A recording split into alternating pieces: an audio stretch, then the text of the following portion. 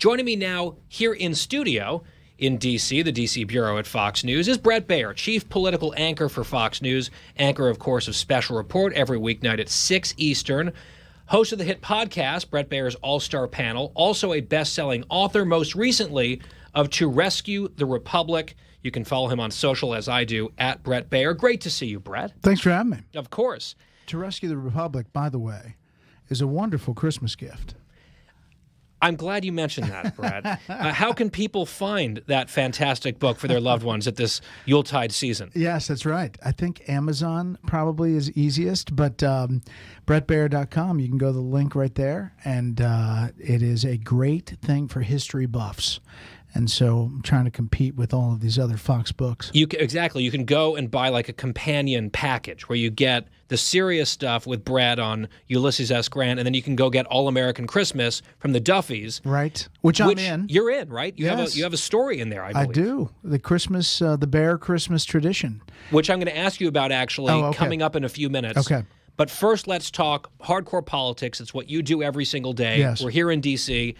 I saw you tweeted just a little while ago. You had a little, not a run-in, but an encounter with Bernie Sanders. I did.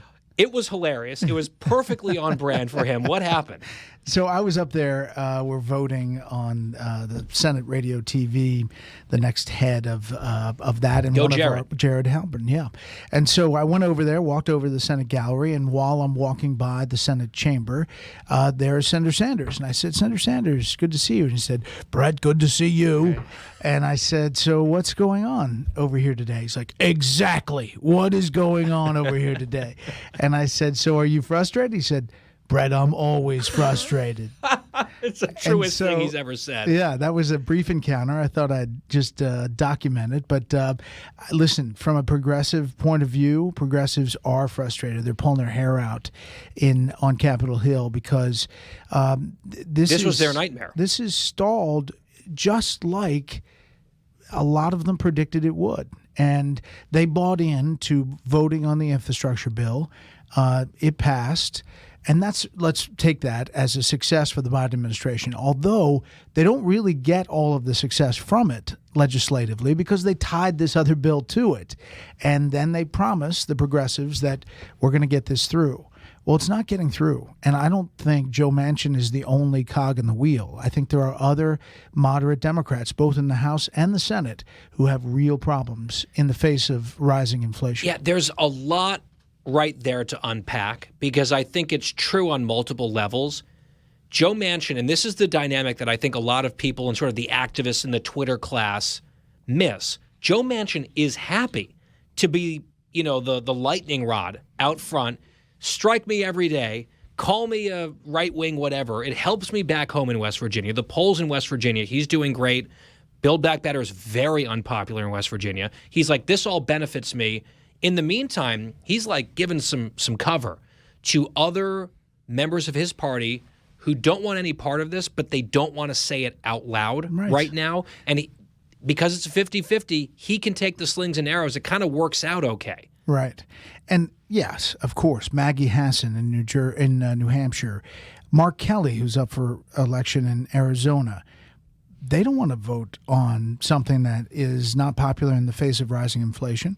I mean, they can talk about the good things in the bill all day long, but when you put it all in there and you start to add up how much it costs over 10 years, not 2 or 3, suddenly you're looking at a $5 or $6 trillion bill, and we just put 1.9 and then $2 trillion in the economy. So part of my analysis yesterday, my opening monologue, because all this was sort of falling apart yesterday, for real, right? And they were starting to almost admit that it was falling apart as opposed to continuing the fiction and trying to make it work behind the scenes.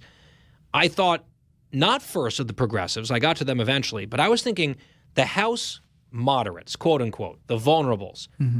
Every single one of them except for one voted for this thing in the House. It has tax increases for the middle class. It has tax breaks for millionaires. They are saddled with that vote. And what do they have to show for it? The good stuff isn't going to happen if it doesn't become law. So they marched with Pelosi off the gangplank, voted for this thing. They've got nothing to show for it. I would imagine there's probably some frustration, not just on the Bernie wing, but on the people saying, what on earth do we do this for? Right? Yes, 100%.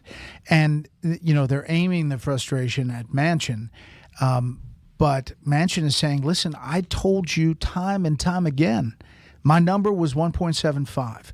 You get under it, you figure out how to get under it. But don't give me the gimmicks. Don't give me the things going to expire next year. He was very transparent. And he said it up front. He gave Schumer a letter, which essentially said, here's the ingredients that I need to make this, stew. And they didn't do it. Then you've got the progressives. And I mentioned it just a moment ago, just a little interjection. This was their nightmare. The reason that they held the bipartisan infrastructure bill hostage for, months, was because they were worried. And they said this. It's not like we're playing parlor games and we're speculating. They said it over and over again publicly. We worry that if we do the moderate bill that Republicans have bought into, at least dozens of them, they can go take all that credit. And then Manchin and Sinema say, look, we did something. And then they say no thank you to all this other spending that we really care about. And leadership had to figure out a way to say, no, we're going to make it all happen. So then they lined up and did the voting thing. And then exactly the concern is what's playing out right now. That's why you've got Bernie extra frustrated, sounds like today. He was.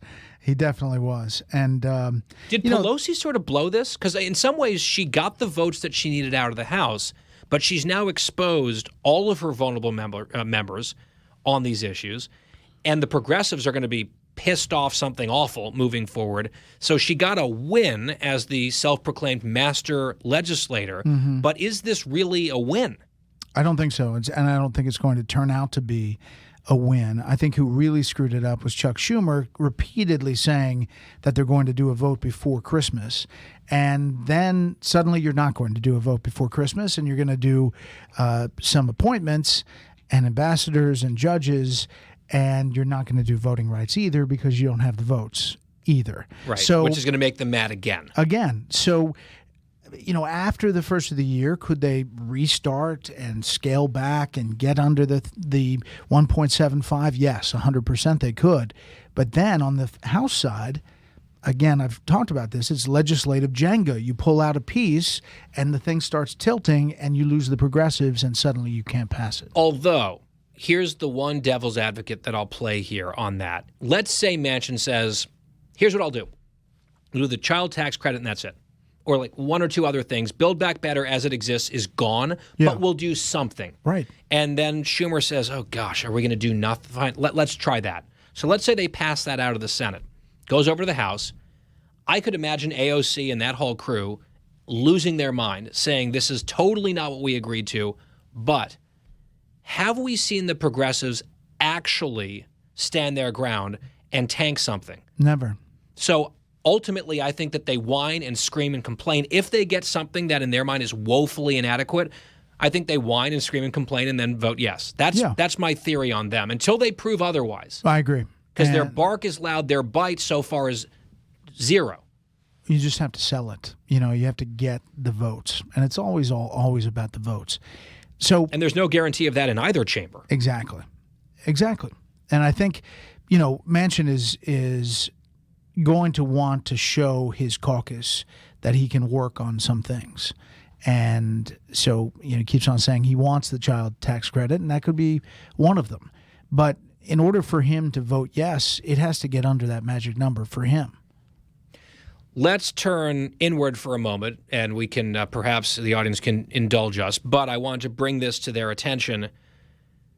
Here at Fox News, we have closed out 2021 as the most watched cable network, not cable news network, cable network on all of cable for the 6th consecutive year. That is mind-blowing. I know we've just celebrated 25 years at Fox. It's been a privilege for me to officially work here since 2013, although I was an intern for a couple of years before that. You've been here longer than I have, Bret. We talked about it during the celebration of the anniversary. As the signature political anchor of this network, we've been through a lot the last couple of years. It's been a bumpy ride. It continues to be. Last week actually seemed like a year. It did. Now that you mention it. Well, let's keep going. We can move on from that. But it's been a bumpy ride from time to time. And yet, when the chips are down, our viewers keep coming back and back and back to watch Fox News for their coverage, political and otherwise. It means so much to me being a small part of it. You're a bigger part of the success. I just wonder what your reflection is, because you never want to take it for granted, because it's not automatic. It takes that earning that loyalty every single day. 100%. And we're trying to do that every day. And it is great. The viewers are very loyal. And, I travel the country, and if somebody sees me and, says hello and says, I want you all the time, somebody I'll be with says, wow, do you get tired of that happening? And I say, no, because I'm exactly the same way. If they stop doing that, that's a problem. We don't have a job. Yeah. So they've never stopped doing it. And I've been here almost 25 years.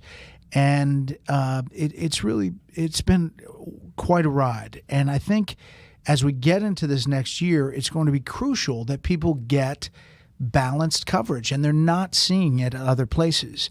You can't go to other places for coverage where you come to an end of an hour and say, I get to decide what I think about that. Now, we have opinion shows that obviously do what they do, but we have news shows that really provide that ability, and I think it's going to be really, really key in 2022. And it does seem like our competition, in many cases, they spend a lot of their time and energy watching and talking about and covering us. It's amazing. It's really amazing. It's like, we should get some credit for those ratings. Right, exactly. The amount of time they spend talking about us, can we get a little cut out of that? I know. It seems like we could talk to Nielsen about that. I never want to be the news. I want to cover the news. Which is what you do every weeknight, 6 p.m. Eastern on Special Report. Okay, so last topic, far less serious, and we teased it earlier with the Duffy's book, All-American Christmas. You made a cameo, as you mentioned in there. Bret Baier and Baier family Christmas traditions. I know one of your traditions, and I've never Have you read this book? I have not yet. Okay. I've read bits and pieces of it. I read some of Steve Doocy, for example. He had a very fun story. And we're going to have the Duffys on our Christmas special here at the Guy Benson Show talking about this. One of your traditions that I have never yet witnessed is the Special Report Christmas party where you rap. Yes. And I've seen it on video, but that could be a deep fake, right? I need to see it in person one of these years. I know. Unfortunately, this year we decided, because of the environment, understood, that maybe the bar and the band. As long as you didn't have one and didn't tell me, as long as you didn't do that. No, you're invited, 100%. And we'll do it again next year. We will definitely do that. But in your household? In the household. Yeah, what do you guys do? Are there certain things that you've done all the way back to when you were just a little baby Bret? Or do you have some new traditions as a father and as a husband? How do you guys do Christmas? Well, it evolves as your kids get older. And it changes dramatically, actually. And but in the young years, the Santa traditions were unbelievable. And my family traveled growing up, and we went to. My mom was a travel agent, so we went to San Juan, Puerto Rico every Christmas. It was a tradition. Oh wow! And so I was singing, Spanish. Feliz Navidad. Feliz Navidad. And I was at a Chichi Rodriguez golf course, and my best golf present was Chichi Rodriguez golf clubs when I was like 7 or 8 years old.